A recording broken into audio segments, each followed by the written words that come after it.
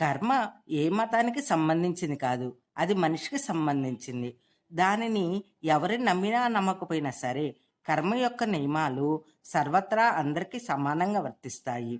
ప్రపంచంలోని ఏ మతము, ఏ దేశము, ఏ భాష, ఏ సంస్కృతి కూడా ఏ కాలానికి చెందిన వారైనా సరే, అంటే 3 లింగాల వారికి అన్ని జీవులకి కర్మసూత్రం వర్తిస్తుంది. కర్మలో 3 విభాగాలుంటాయి. ఒకటి చెయ్యటము. ఇది బాహ్య స్వరూపము లేదా దృశ్య స్వరూపము. 2 దాచటము.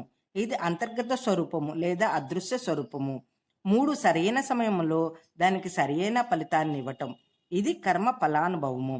కర్మకి స్థూల స్వరూపము, సూక్ష్మ స్వరూపం ఉన్నాయి.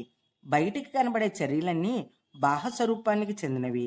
కర్మ చేయడం వెనక భావన లేదా ప్రేరేపించే కారణం అంతర్స్వరూపం అవుతుంది. ప్రపంచంలో ఎవరు కర్మ చేయకుండా ఒక్క క్షణమైనా ఉండలేరు.